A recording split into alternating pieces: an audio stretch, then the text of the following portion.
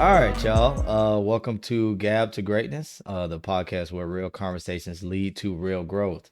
I am Stefon Walker. I'm going to be the host of this show. Each week, we will explore the journeys of people who turned ideas into action, discovering passions, making mistakes, changing careers, and learning to enjoy both the successes and also the failures. We will also dig into manifestation, so speaking things into existence. We'll be talking about how speaking our goals out loud can help them turn into reality.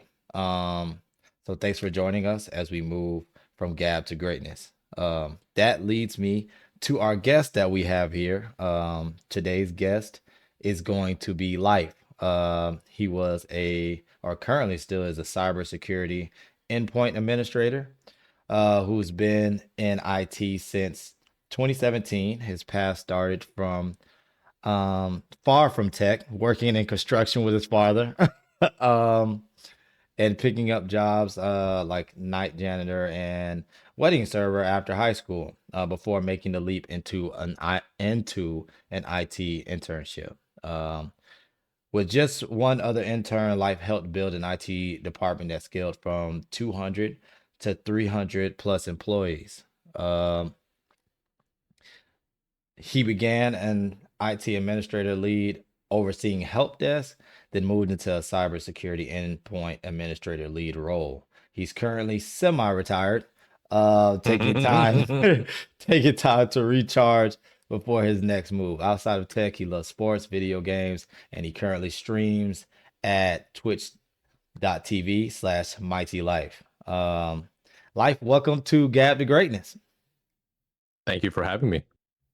I All right. appreciate being the first ever guest on Gab to Exactly. Greatness. First It's an guest. honor. They've been joking with me saying that I have not started a podcast yet, and we are here now. So it's not about the destination, it's about the journey. So that we are here now, Exactly. when we're making it happen. Um, Finally. Thank you. Um, so when I start the podcast, I usually like to do like some type of icebreaker. That's kind of been my thought of just warming up into the podcast. So going Mhm. back into childhood, you talk about food a lot. So my question to you is old life, take us back, childhood. If you had to pick three items that would have been in your lunchbox as a kid, something that you had to make sure that was there, or you were excited that was there, what would it be as far as in your lunchbox? What would we find? Um, that might be a problem because I never brought lunch to school. So you were always the one ordering it from school. You didn't have your own. Nope. What was your go-to then at your school? If you was walking down the line, something that you were I very was excited about. so I was definitely excited for Mac Stick Day. I don't know if you know what that is. A Mac They're Stick Day. Yeah. So pretty much it was uh like cheesy bread, like mozzarella, like it's almost like a Yeah. mozzarella stick, but instead of like the breading is crispy, it's more like a bread stick with cheese in it. I the thing that I'm thinking about when as soon as you said something with cheese is those old like pizza circle things with the sauces on it that had cheese. That's where my mind went. Do you know what I'm talking about? They You always talking had about that the other. freaking Lunchables? You talking about It wasn't Lunchables? really like a Lunchable. It was, I don't know. See, you're up from up north. I don't know if it was the same, but we always had these. It literally looked like a cardboard circle pizza, and it had like old cheese on it and sauce. But those things were good. As a child, No, we enjoyed those. But you're talking about something totally different, like a breadstick or yeah, something like that. yeah. Mac sticks. I mean, they're probably called something else, but like they were essentially mozzarella sticks, but like in a breadstick form, and then it came with like a side of pasta and like salad, and that was Okay. probably then they had that every Friday at school. And I've been to multiple or I've moved around a lot, so Yeah. um, but that was my favorite. And then they used to have like uh uh what is it, hoagie day, which like I guess a hoagie is a sub sandwich Yeah. for people who don't know. Some Yeah. people don't Some know what people. a Yeah. hoagie is. Yeah, because even up north, like, if you come down here and say like, "Hey, do y'all have a pop?" Everybody be like, "What is the pop? What are you talking about?" But apparently up north, y'all call that soda, or at least from Yeah. where my wife from Michigan. You know, that's I don't know if it's the same from Philly, but they call soda pop. And if you say that down here, everybody's gonna be looking at you like, "What are you talking about?" Yeah. So Yeah. I mean, I always called it soda. I've never, or we say, I don't know. I guess we usually say like the drink's name. Like I'm gonna get a Coke yeah, or I'm gonna get a Sprite. We don't really say like I'm gonna grab a soda, like unless you're at like somewhere you don't know what the hell they have. But yeah, okay. but yeah, Um, those were my two favorite days that they had at school. I can't really remember what other schools had, but because I moved around a lot when I was younger. yeah. I moved like from fourth grade. I moved from Pennsylvania to New Jersey, and then in New Jersey, I moved two more times, like three more times. Then I moved to Delaware. Then from Delaware, I moved back to Pennsylvania. Then from Pennsylvania, I moved about three other times. See, that's So actually leads to what I was gonna ask you. I was gonna ask you like as far as your childhood, where you grew up and kind of like what life was like for, you as a younger kid, but you just explained that you moved around a lot. So was it harder for you or did you prefer to stay in one place? Did you enjoy moving to different places and meeting new people, or did you kind of wish you like had a more stationary place to where you grew up with those people? I would definitely like it to be stationary more, but I mean it is what it is. I can't control that part, right? Life happens, and growing up to a single parent dad, he had to go where the work was. So, Yeah. like the shortest time I was at one place was 6 months. Are you serious? Yeah, the shortest time was like 6 months, and that was when we lived in Camden, city in New Jersey. And back then, Camden was, I think, the highest rate per capita of murder. Um, So so you grew up in uh, the and, hood and for a short amount of time he was. I grew up, but that's why I feel like that's why I'm like able to, even though I don't really like people, I'm not gonna lie, I don't like people, but I think that's how I'm able to be able to interact with different types of people really Yeah. easily, because it seems like, um, yeah, I'm able to like just kind of meld in with people that I haven't met before and be, because I honestly I don't care what people think about me, so I'm just comfortable wherever I am. So, um, yeah, but I guess that's a good thing because from my experience of moving around a lot, I had to interact with a whole bunch of good people and a whole bunch of Not so good not people. good people. Yeah. Yeah. So, but I mean, I obviously as a kid I hated moving. I don't think any kid really likes that because you got to think like even if you're there for a short time, you make friends. Yeah. And then like you got to move and then you got to start all over again. So it wasn't great. I'm not gonna lie, but I feel like the one good takeaway that I think is that I'm able to interact with different types of people. Um, is the one good takeaway because like um when I was young living in Pennsylvania, when my parents were still together, um I was hanging out with Asian people, right? But then as I grew up, and they got divorced, and I moved away from Pennsylvania to New Jersey, I was hanging out with more white and black people. And then that was the majority of the people I was hanging out with. And then Delaware, I was hanging out with white and black people. Majority, I didn't hang out with no Asian people. In the schools that I went to up until high school, um, I was probably like one out of five Asian people in the like entire like Wow. grade. So Yeah, you I definitely didn't was a hang out with Asian minority. people. Yeah, so I didn't hang out with Asian people until I came to high school, and even or not high school, I guess like middle of ninth grade. I guess that is high school, but yeah, middle of ninth grade is when I moved from Delaware to back to Pennsylvania, and this school district had a whole bunch of Asian people. So like even when I first started going to that school, I didn't really hang out with Asian people that much. But then like having more interactions and classes with and then the funny thing is my best friend right now, I didn't talk to him for the entire of ninth grade because both of us thought like each other were weird. I want to say another word but I can't say it, so Yeah. I'll just say weird. We didn't clash well in the interact with each beginning. other. Yeah. Yeah, in the beginning, yeah, it wasn't. Yeah, so but the funny thing is, we were on the same bus the whole year up until my school district when I went to high school is a little different from other high schools where even though ninth grade was considered high school, they couldn't keep the ninth graders at the actual high school building, so they would keep them at the middle schools still. Because there's three main middle schools, and then there's only one high school for all those kids. Yeah. So my high school only held 10, 11, and 12th grade. So, and that was still 3,000 kids at the high school. Man. So, so at the end of the year in ninth grade, they gave us like a graduate, like going to the high school party at the end of the year. So that's when like I played football and he was, my best friend was there. And then it was hot. It was so hot that like I had to go crawl underneath a truck to cool off. And then he was messing with me and told me there was a spider, and I jumped out, and that's how we kind of became friends. Was essentially him pranking me, and Yeah. yeah. And Yeah, so those are usually we the hung best out that stories. summer. Yeah, and then we hung out that summer, and then since then, we've been friends since. And yeah, like I said, my high school uh only had 10 to 12, but was over 3,000 kids. My graduating class, or those graduating classes, are so big that you know how when you graduate high school, they like call your name up to come to the podium one by one. Yeah. My school was so big that, or my graduating class was so big, they had four podiums. So they would say somebody's name, somebody's name, somebody's name, somebody's name, and four people will go up at the same time. Man. Yeah, that's Yeah. you said it was, and just for the high school, you say it was 3,000?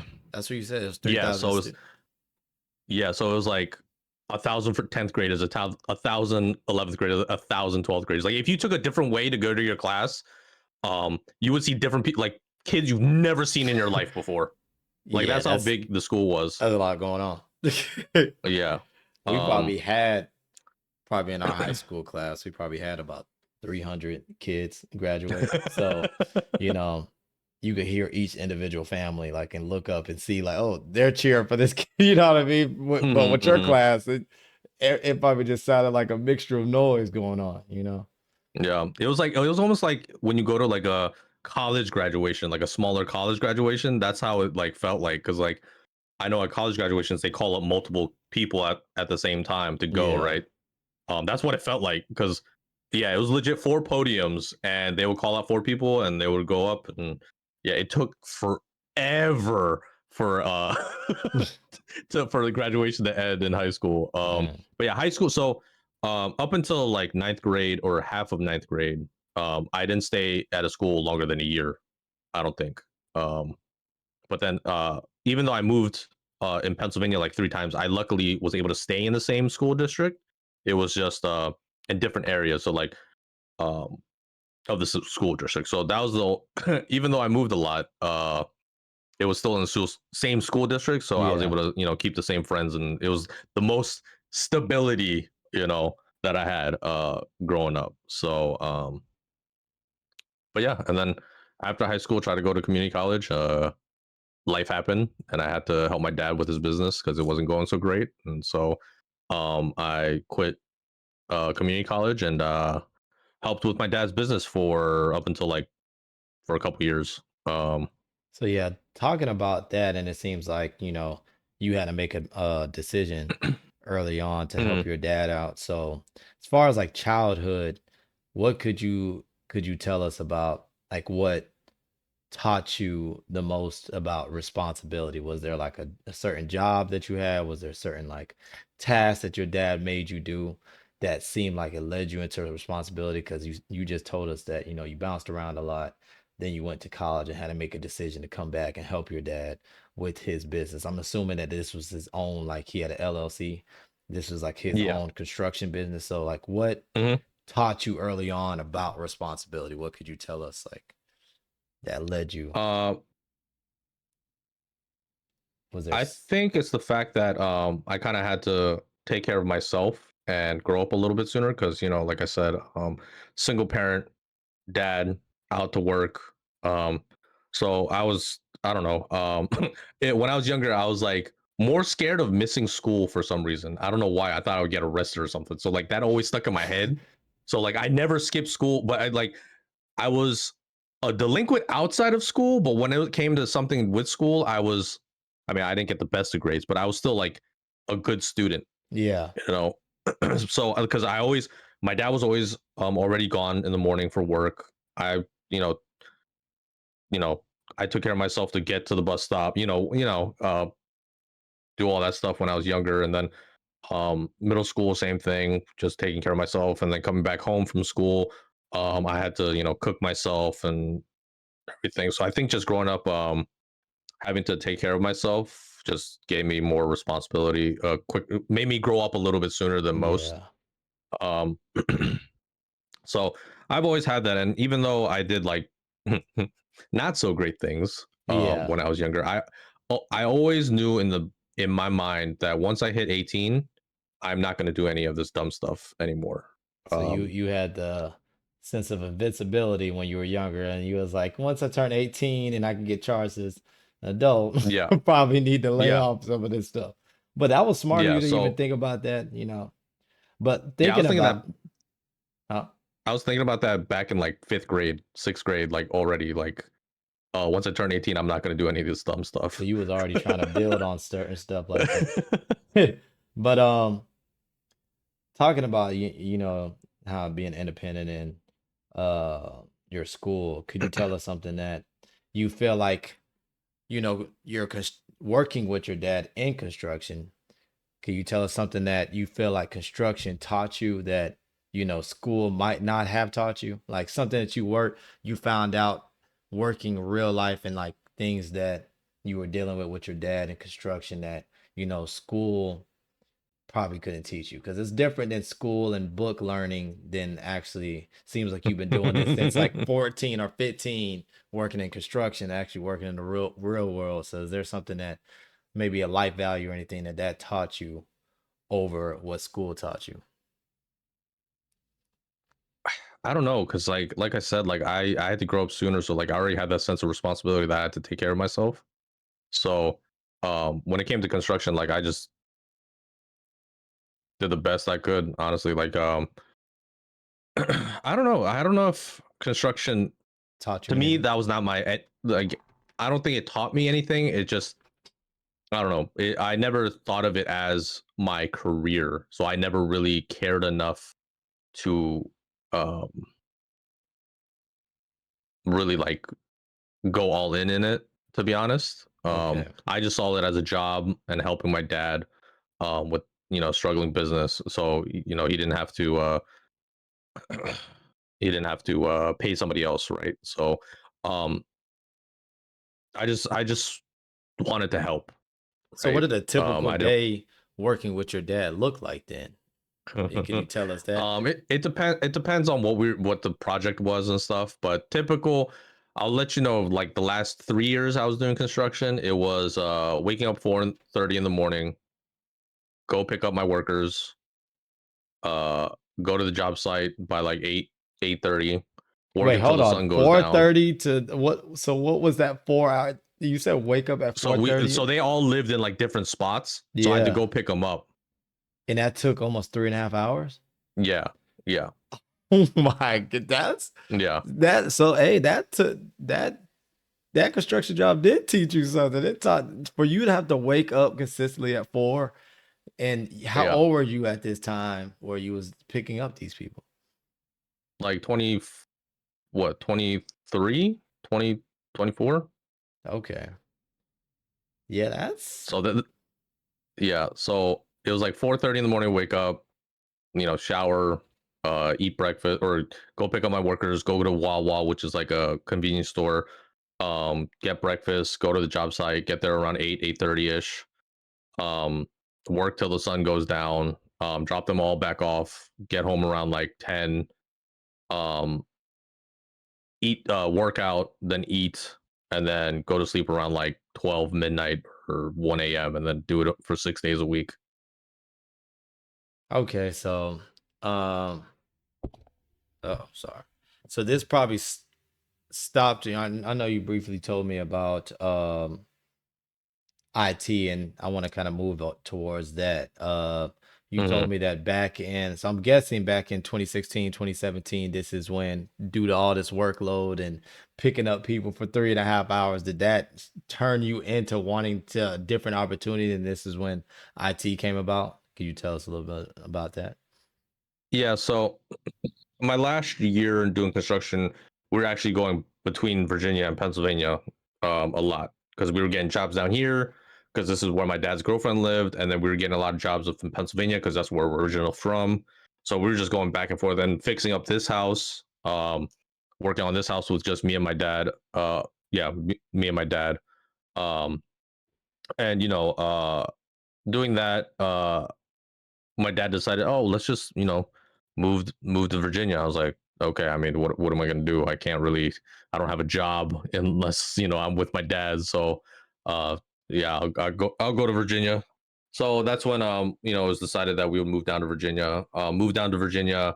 Still worked a little bit in construction, and then family friend uh during I think one of their Christmas parties or holiday parties, came up to me and was like, "So, like, Life, I heard you're, going to be staying in Virginia now. Have you thought about like what you're going to do? Are you going to stay with your dad's business?" I was like, "I don't honestly, I don't really know. I don't know what I want to do. I really don't want to do construction, that's for sure. But I don't know what else I could do." And then so he told me he was like, "Hey, like we have a IT intern position. Like, would you want to be an IT intern?" And I was like, hell yeah, I'll be an IT intern. And he's like, do you know anything about IT? I'm like, yeah, I've built PCs, I've fixed PCs, I've messed with the network like router stuff and all this stuff. Jailbroken iPhones. I like because like I said, I've had an interest in that kind of stuff ever since I was younger anyway. Yeah. So he was like, oh, that's perfect, just put in a resume. I'm like, and the funny thing is I looked at him when he asked for a resume. I'm like, you know, the only thing I've done in my life is literally construction. He's like, yeah, I know. I'm like, but you really want me to just put that on a resume? Like, are you serious? He's like, yeah, just write it down on a resume and it'll be fine. I'm like, I'm the CEO. I can do whatever. I'm like, okay. And so I go for the interview, my first like legitimate interview.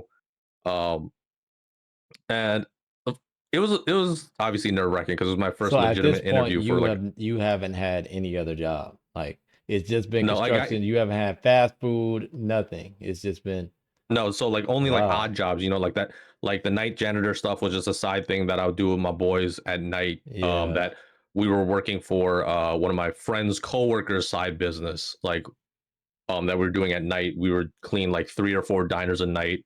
And some of those diners, I ain't gonna lie, were creepy as hell at night. There's this reminds me, there was one diner when you go into the basement, it was so freaky. Like the basement looked like a dungeon, first of all, and that's where we had to fill up the buckets for the mop Yeah. bucket. Um, and we were just curious, so we like turned on the lights down there, and there was this one room with just filled with toys behind a cage, and then there was a chair just facing another chair in the middle of the Yeah. room, and we were like, nah, we Yes. seen this in a movie. So we were like, Exactly. yo, let's hurry up and clean and get the hell out of here. Cause it was we never cleaned that diner ever again because we told like my friend's coworker like that had the business. We were like, yeah, we don't want to clean that diner no more. It's too weird. And so I did that. And then I pretty much did everything like I don't know if I should say this, but like under the table type of jobs. Yeah.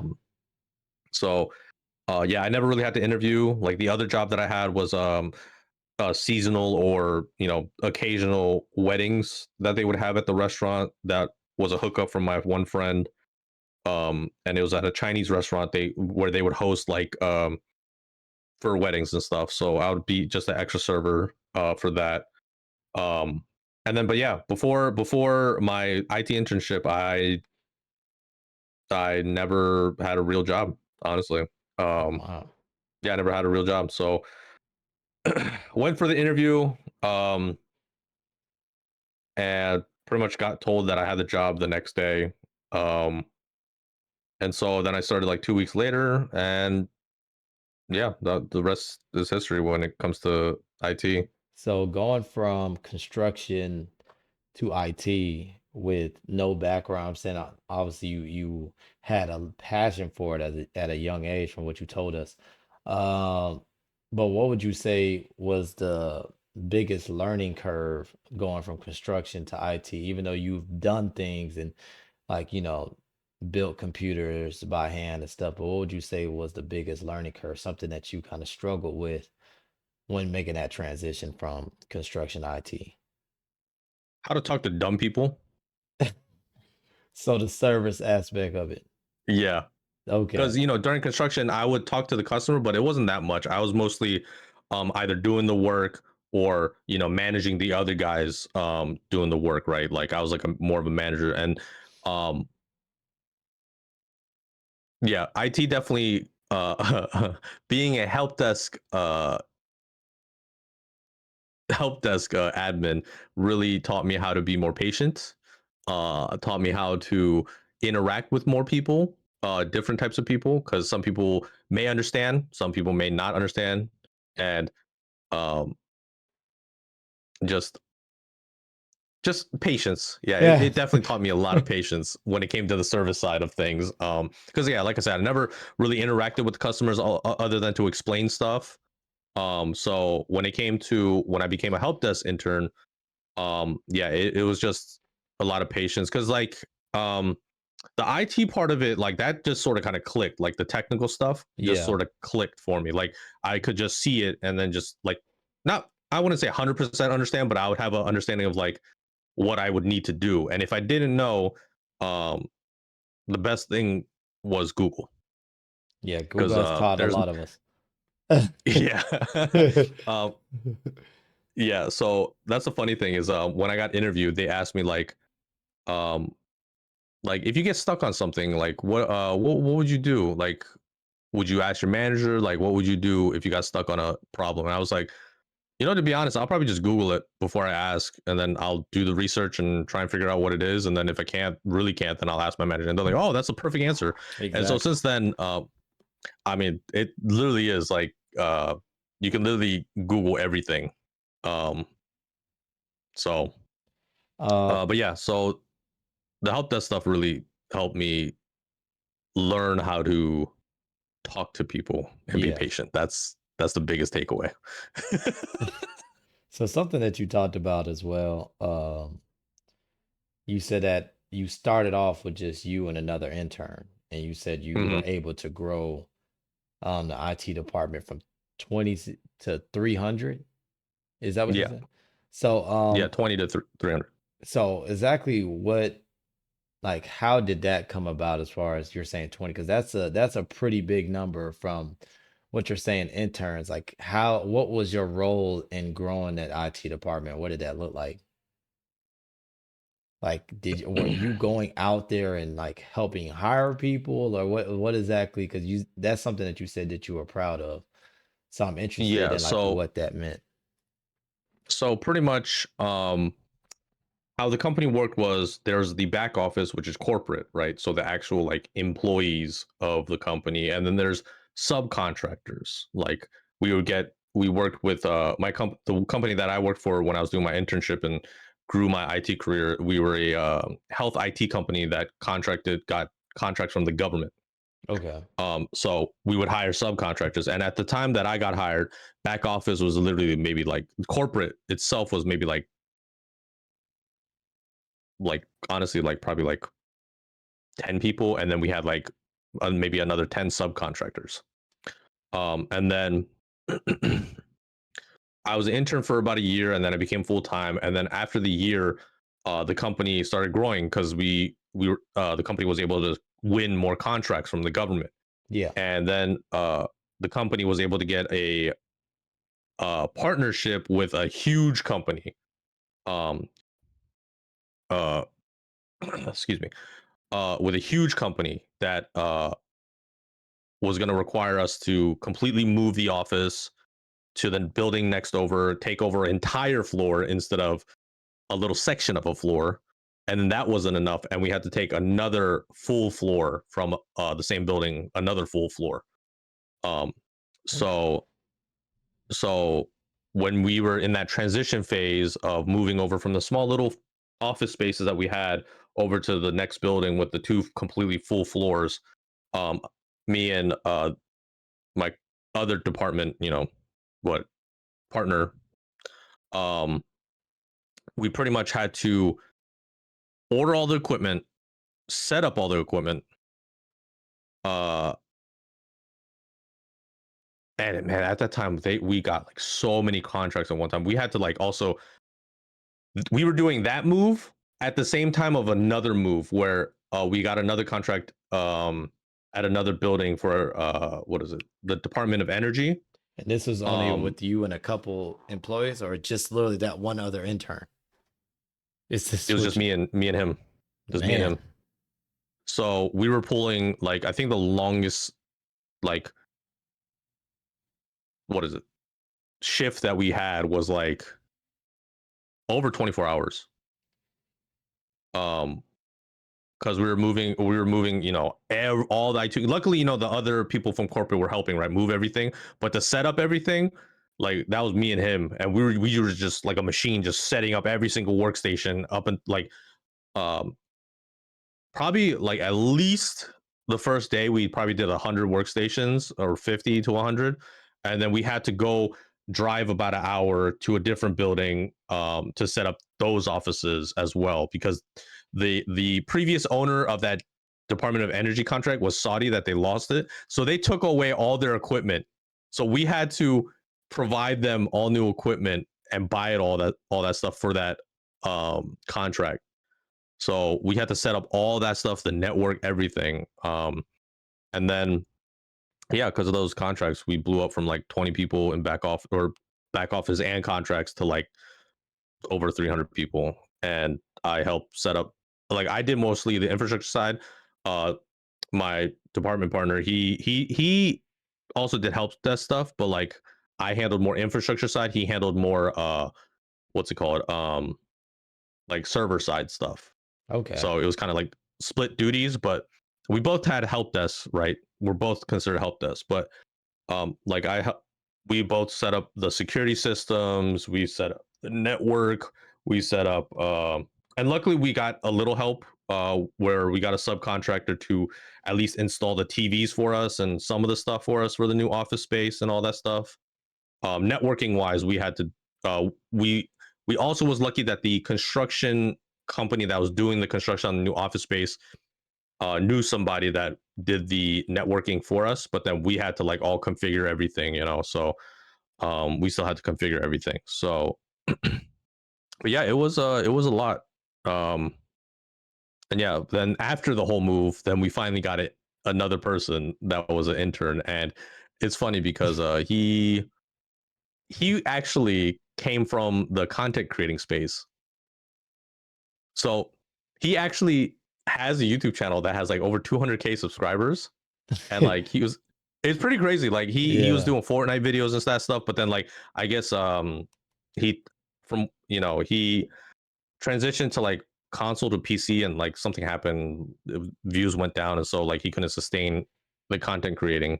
So that's when he finally decided to go and get an internship, and that's when we hired him here. But the first month, I kind of completely forgot that he worked there. Uh, and so How because did you his forget spot that? was Oh, because his spot was like far away, and then he would always show up late, and then finally I had to talk to him, and HR had to talk to him like, yo, like if you don't step up, we're gonna have to let you go because like you're not pulling your weight. yeah. um but he got it. And the funny thing is uh he was the one that got me the cybersecurity endpoint administrator job at the other company after I left my first company. So did he get fired from that first job, or was No, he able to no, pick it up? he was able to pick it up. So Okay. he was, yeah, he was really good once he like, because he told me like I'm still getting used to like having an actual job because I came from my own schedule, doing everything like on my own time. I was like, I get that, but you better hurry up because it's been like a month and you're still like kind of slacking. But he picked it up. And then yeah, he became great, and he went up to, or he got up to being like pretty much lead of cybersecurity, And then like that's lead what ish. is that what brought you to that? Because that's what I was gonna ask about as far as what the transition looked like from help desk, because help desk seems very like on the different side of a spectrum of cybersecurity. So like what made you fascinated about cybersecurity? Was it the content creator that just brought the opportunity to you? Was it something that you was already thinking about? But like No. what kind of led you to go from help desk to the cybersecurity field? So my title at the company was like, IT administrator, but that meant literally like I did everything. So I already knew like help desk, networking, cybersecurity, security. Uh, like I became a jack of all trades because you got to think me and my department partner was literally the only two in the Yeah. department. Right? We didn't even have a manager. Our manager was directly to the CEO because he was very tech savvy. But even then, like he wouldn't really, or he taught us a lot. Don't get me wrong. But like guidance wise, he was kind of like figure it out on your own. Like so he taught us a lot, but there wasn't much guidance. But we figured it out on our own. So like we had to, me and him both had to know like every aspect of like IT except for dev. Like I hated dev. I'm never gonna touch that.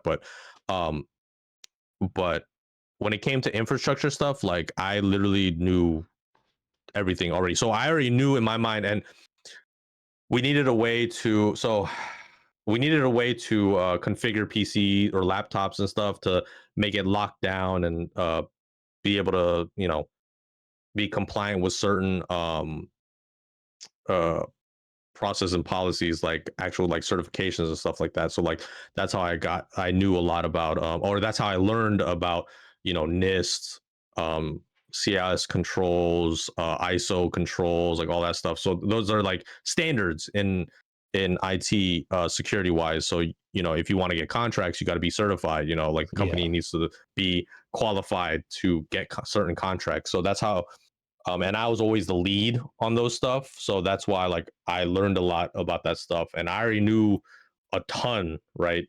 Because I had to do everything pretty much by myself. Um, so yeah, and I always knew like I wanted to go into cyber once I figured out like, man, it's better to have a specialty than actually be well rounded in IT. But it's nice to be well rounded in IT because you can fix your own problems, right? But um, to be able to pursue a career in a specified field is 100 times better. You want to be a specialist and not a jack of all trades. So doing all having all these tasks, 'cause it looks like from even from the help desk, seems like honestly from childhood going all the way back to construction, seems like you've always had a lot of like tasks that you've had to deal with at one time. So how did you kind of I guess take us a look into like your time management and goals, like with being only two interns from the help desk to doing cybersecurity, which I know brings its own challenges and a lot of tasks that involves around that. Like, how do you, on a day-to-day basis, like, did you have, a planner, or like, how did you kind of work with all these tasks, or did you just say, hey, it needs to be done and just keep doing it till the job was complete, or how did you go Yep, pretty about much. your time management? My time management was literally work. That's the one thing I learned as because I was at the first my first IT company for like 7 years. So that's what I learned is like I put in a lot of work and a lot of hours, and I will forever be grateful, because they gave me the first opportunity. They taught me a lot. I learned a lot. Um, but yeah, I don't know. I think it's just my mentality of like if I get into something, I'm just gonna do what needs to be done and just get it done.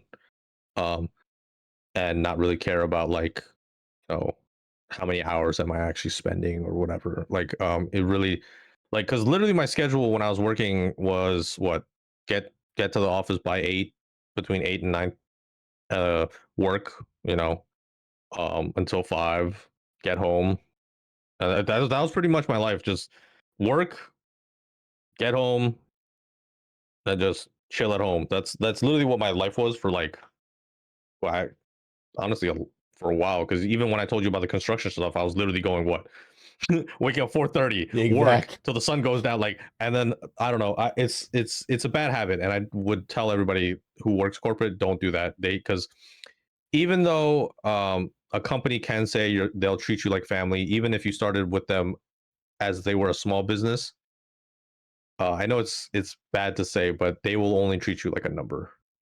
Yeah, And that's what I learned at my 7 years. And like I said, I appreciate what they did for me. They gave me my first opportunity.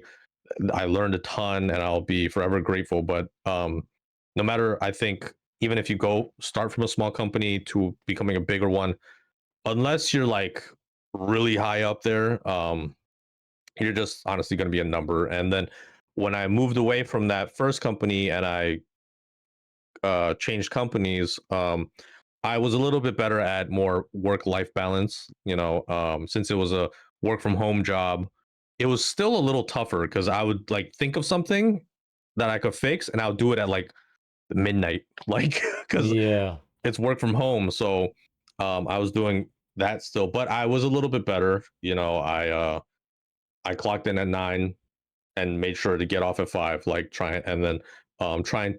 But the problem was I still wasn't taking vacations, so it's like I know unless I was actually really exactly. sick, or you know, or if I actually had something planned, like vacation wise, like from uh our friend's wedding, or when I came to meet up with you, like actual vacations, right? Um, but other than that, I didn't really take days off, and so but I made sure to have a more work life balance when it came to the second company that I worked for.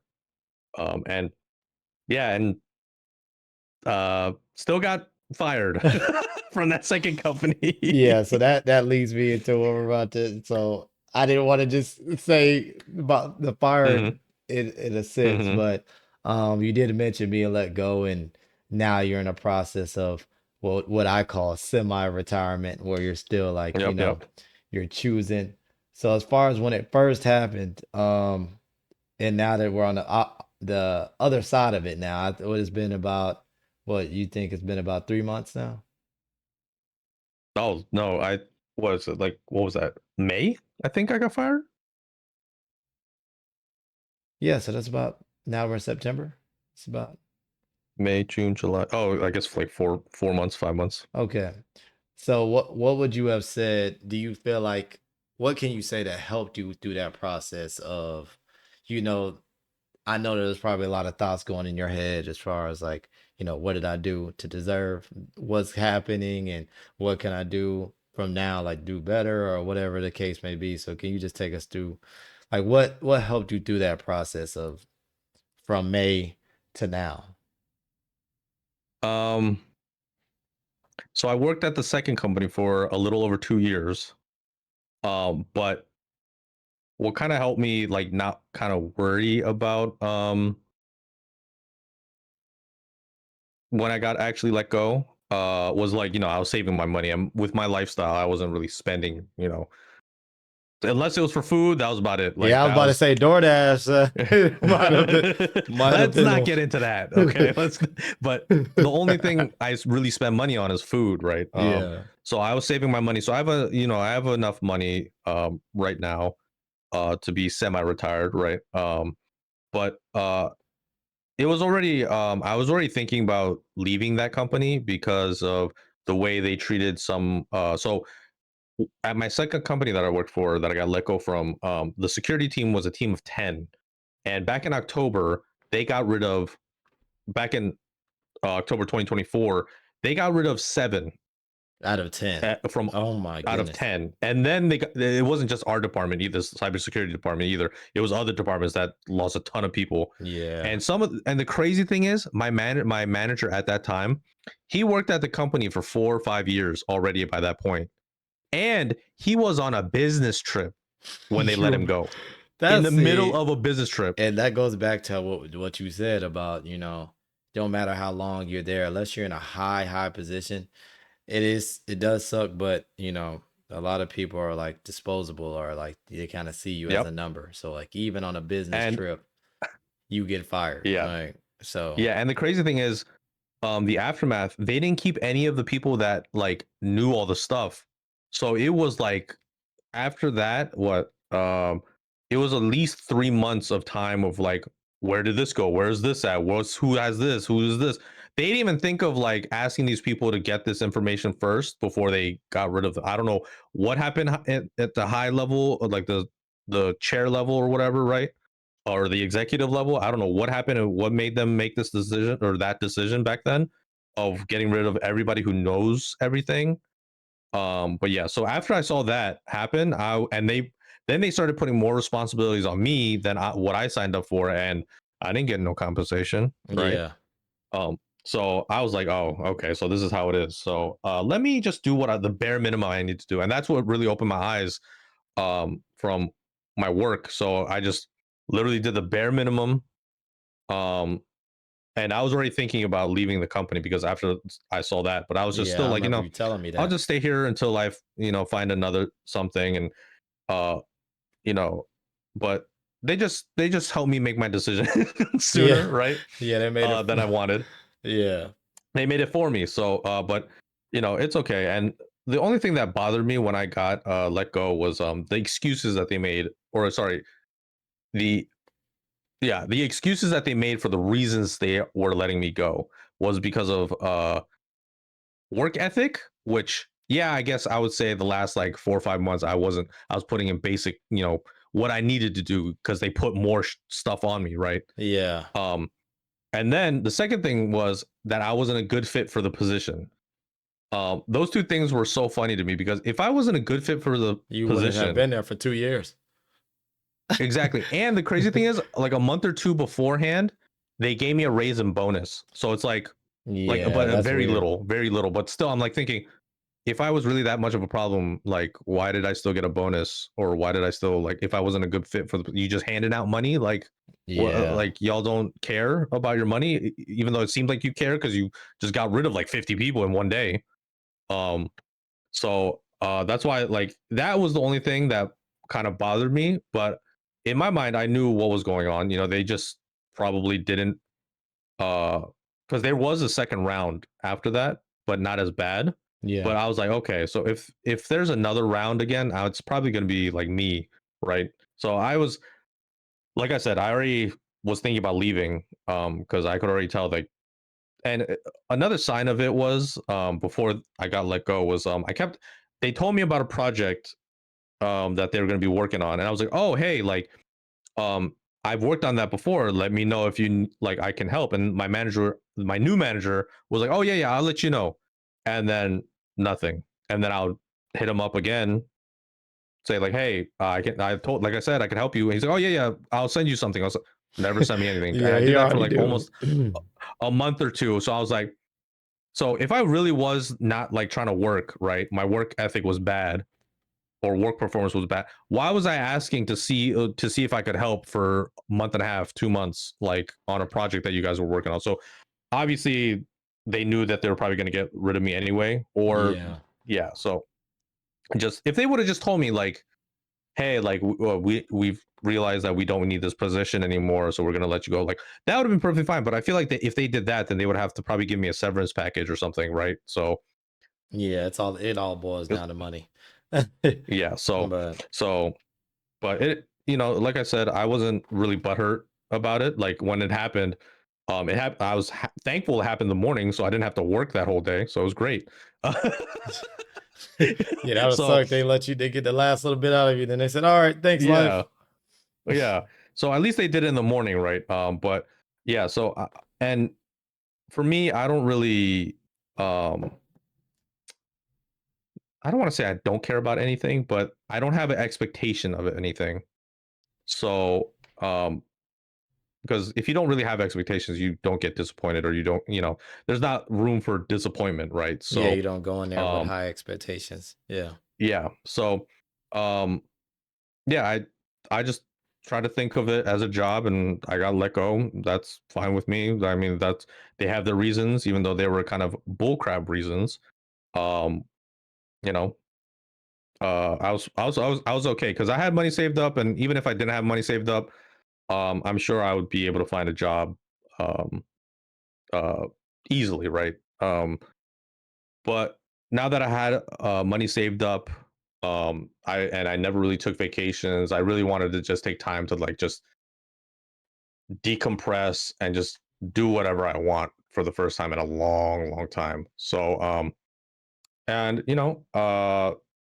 I figured out, maybe I should try streaming. And so, right now, currently, all I've been doing is really streaming, and that's about it. So yeah, that's what And I was gonna I'm enjoying ask. it. So now that you have transitioned to this, like, what does, because at first I'm pretty sure it was like how you said it was this job, job, job, and you was trying to find out that work-life balance. So now that you're streaming and you having this stuff like in your transition from IT to streaming, what does like success look like for you right now in this space that you're in? Success to me right now, for streaming wise or content creating wise, honestly, is just you know, uh, it's honestly like if I could do it like a full time job, that would be success to me. Like if I could just um like I'm not even trying to be gigantic, right? A huge streamer. I just want to be able to make enough to where I can survive, right? Or not survive. That So a sounds kind livable of bad, but wage like to where you can, yeah, yeah. yeah, a livable wage where I can stream, have fun, interact with people, entertain people. Because I think at the end of the day, I think what even from when I was in high school, like what I really wanted to do was entertain people, and so with streaming, I think that's what So drew me to that's it was that I guess that's what I've always dreamed about doing. So that's what you love currently. That's what you love most about streaming is the entertainment aspect of it, and you being able to, because I go in there, and I see that it seems like you really have a passion for entertaining the people that's watching you. It's Mhm. not so much about the games that you're playing. It seems like you like. There's times that I've seen you literally interact with the chat for hours without even touching the game. So I think it's more so Yeah. you enjoy the entertainment aspect of it and being able to pull a crowd that way then and I don't know, maybe that's something that in the future that you can look at and trying to do like IRL type streaming and like how we watch some of these content creators, they go out and like vlog their everyday life. I feel like you would enjoy that and interacting with the chat while doing that more so than playing a game. I think playing a game right now is something that maybe can get you there. This is just me just spitballing and thinking, but from what it seems like you like entertaining the chat more than it seems like you would find more enjoyment in that. But yeah, so success right now is if you could, make this a livable wage. Um, Yep. I feel like that is very doable. I'm saying, like I said, I seen you start off where we was just talking about it and now you're doing it, getting rated, and seems like you're doing pretty good for yourself. How many subscribers would you say you have right now? Subs,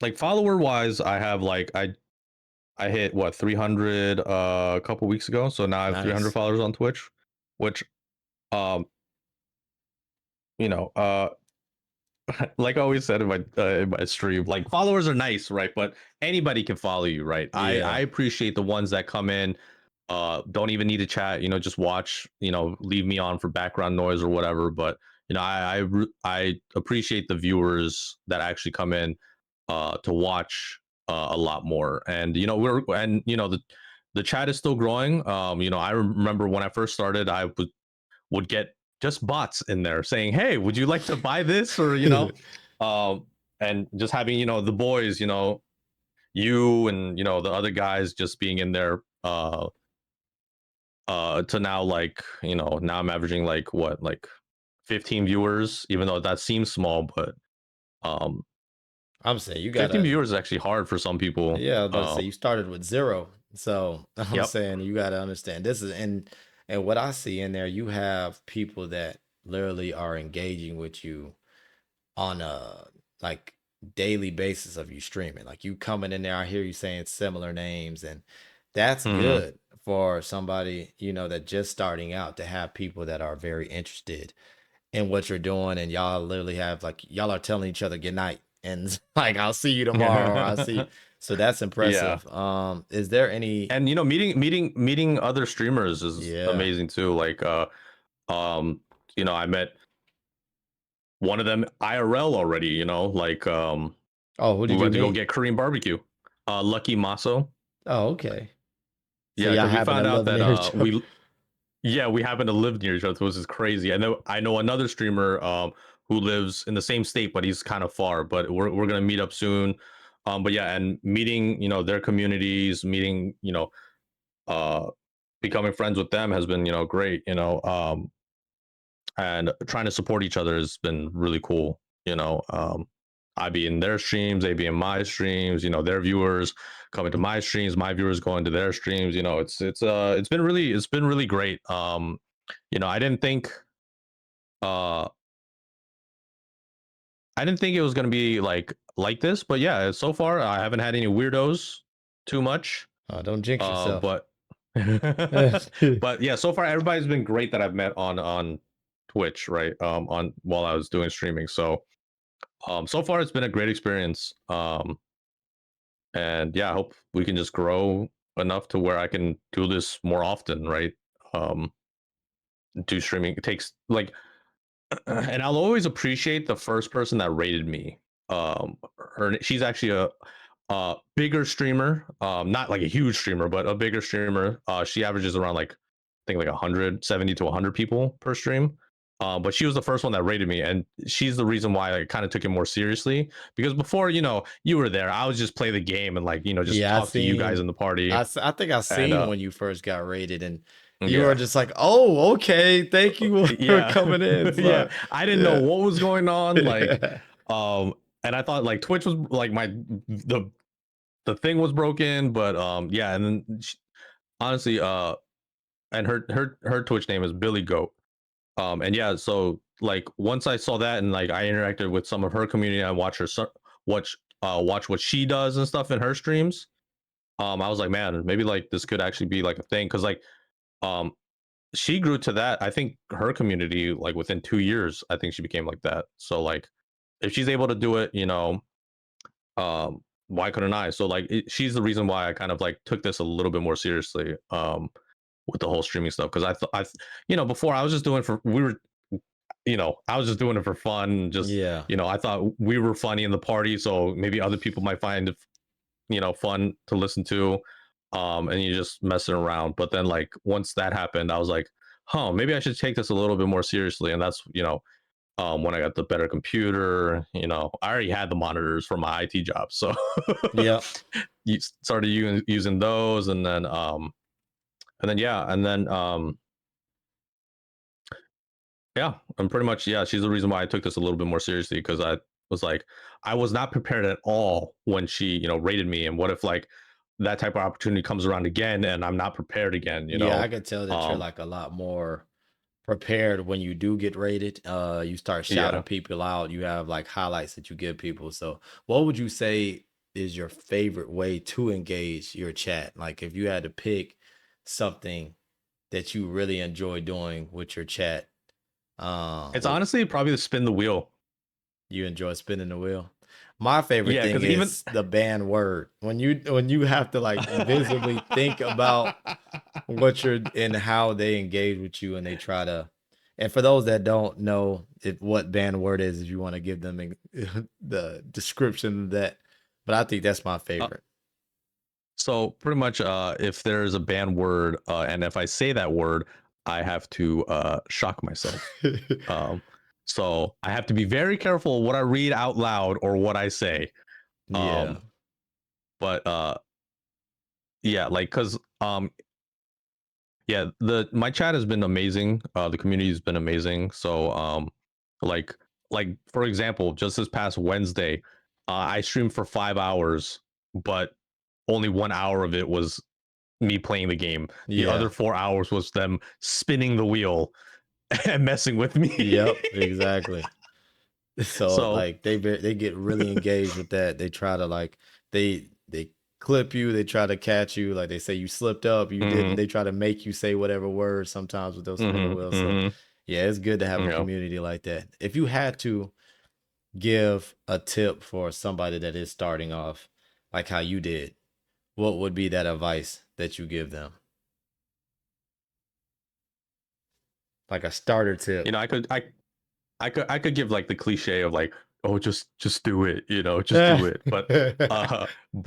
I would say do it, yes, just do it, just get it over with, but also be a little bit prepared of what you're doing with what you're doing. Um, and I'm not talking about like having your overlays like great or amazing. You could have the crappiest camera, uh, but as long as you know your mic sounds good and your audio isn't crap, um, just be more prepared. Like you don't have to have crazy overlays. You don't have to have the best camera and stuff like that. All you have to do is just be prepared. Um just be prepared. Like the best advice I would say is if you even if you have zero or one viewer and that one viewer is yourself on a different account, Oh my goodness. just talk as much as possible. Get comfortable with it. Yeah. Yeah, that's the practice. I would say is when no one's watching you, just pretend everybody's watching you because that's how you practice. Because once you get those people in there, uh, that's not how you're supposed to practice. Because by that point, you should have already been practice talking to the people watching you. So I would say if you have 0 to 1 viewer, just pretend like you're talking to 10 people, or 20 people. Just because you got to think like if you don't practice then what are you going to do if somebody big raids you, right? Yeah, If you want somebody to like be with 100 engaging. viewers, Yep. yeah, you want to be engaging, right? So, um, yeah, just be prepared.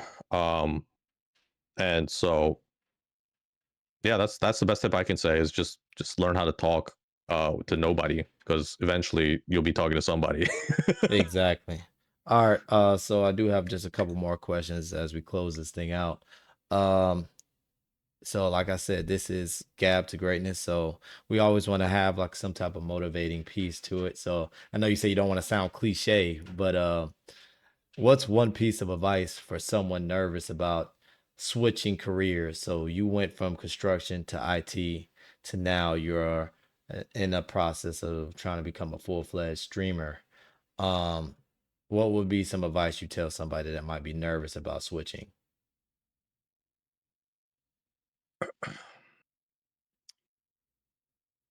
I think definitely if you feel like you need change, do it. But just always be prepared.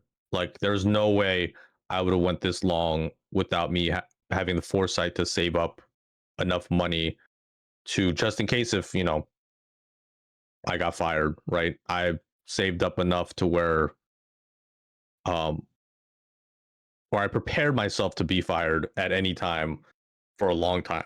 So I would say just if you are comfortable with your preparation, like if you're okay, then you should make the switch. That's best for you. Whether that's take off a year and go travel, or if you want to see the world, right? Just be prepared. It's I know it's kind of easy to say since I did it, and for some people, preparing might be a little harder because you got more responsibilities than I do, right? I'm single. I don't have any kids. Yeah, Right? All I got to worry about is rent and food. Like that's literally all I have to worry about, right? Um, but for other people, it might be a little bit harder. But I would say whatever makes you happier, you should just do it, and um, don't be too scared because everything works out in the end. I think. I think so as well. Um, and whatever happened, like I really do believe in things happen for a reason. Um, and whatever your reason is to switch careers or if you want to go travel abroad or whatever you want to do, um, there's a reason for that.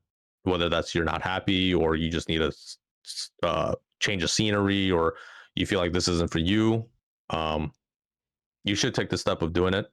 But always just be a little prepared. Don't just be going like, you know, uh, for example, I know some people who want to be streamers, right? They just quit their full time job and they just try and stream, right? And it's like Didn't have and they no have money nothing saved. saved Yep. up.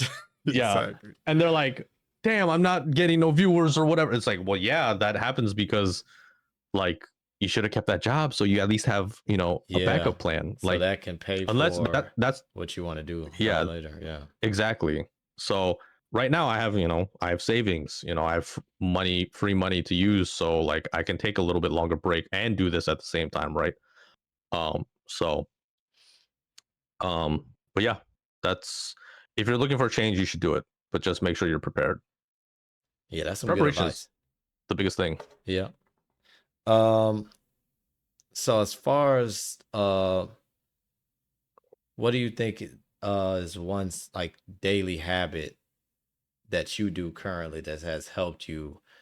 And you might have even spoke on this on the last question that I asked. Do you feel like the daily habit that you've had that helped you is preparation, as far as that has helped you go from this past job to streaming or whatever you plan on doing?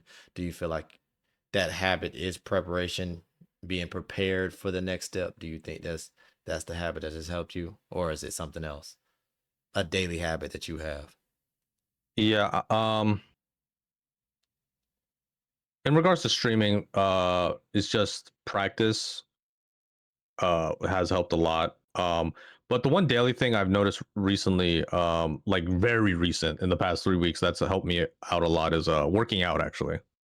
Um, so I hope I can continue it because so far it's been pretty good. Because before I'm telling you, like the last few months, even when I had a job, I was struggling with like I don't know what it was. It was just like I felt stuck, I think.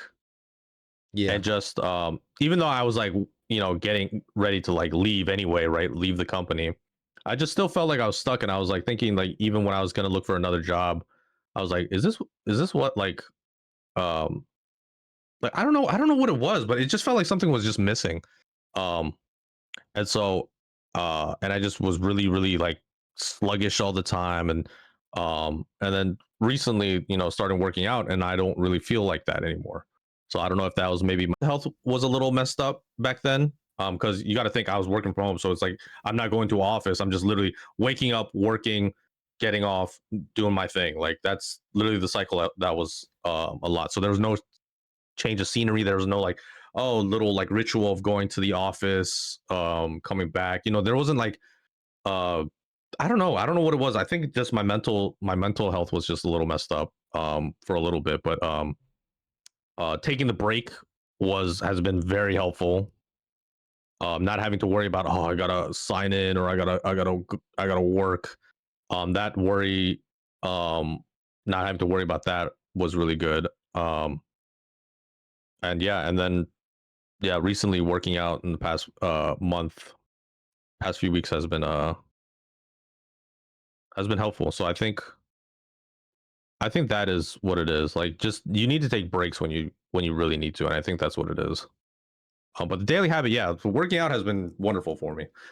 Okay, so daily habit, exercise, focusing on our mental health, which is very important because it will start feeling like things are dragging if we don't Yeah. take care of ourselves. So I think that's very good to end on that note of mental Hmm. health, and knowing that in your type of journey, it's okay to move on to that next step, and being okay, and also preparation, being prepared to move on to that next step. So I think you said a lot of good stuff towards the end of here that I think people can take and add to their own lives. It doesn't matter what career that you're in, everybody should Hmm. have some type of preparation. So I do want to give a call out for you. Um, like we talked about at the end of this segment, Lyfe is a streamer. So I want to give a shout out to him and his um, streaming profile. So you can find live streaming at twitch.tv / Mighty Life. Mightylyfe, correct? Mighty Life. Yes. Thank you All for the right. shout out. So you can find them there. If this any of this has helped you, or the people that are listening out there that will be listening, please share give people the, I'll be posting this on YouTube and other things. So please share this. But I do want to say, Life, thank you for sharing your journey from childhood all the way up to now, streaming. And thank you for those that are listening to Gap to Greatness. I appreciate you, Life. You are my first Yep. guest. You helped me set this up. So you have done it all from A to Z, and I appreciate you, man. You're one of the inspirations of why I started this because I've seen you jump full force into streaming. So it made me feel like, I can transition into podcasts. I feel like we've been talking for so long, it didn't even feel that long. I feel like we just been No, having it casual really didn't. conversation. So now I really do appreciate you. Um, The only thing and I had to think about was no cursing. That was it. exactly. Uh, but yeah. But All right. I appreciate you having me as your first guest. Oh, This no is really problem. great to see. That you're actually, you're getting it off the ground now. Finally. Exactly. It feels good, man. We started Yeah. this. We were supposed to start this at 8 and we started at 11 something, y'all. So we did it. That just lets you know, don't let any of the distractions and things that happen stop you from finishing the goal. We did it. We Yep. could have went to sleep and then this would have been another 2-week process, but we did it. Yep. So, all Yep. right. Thank you, Life.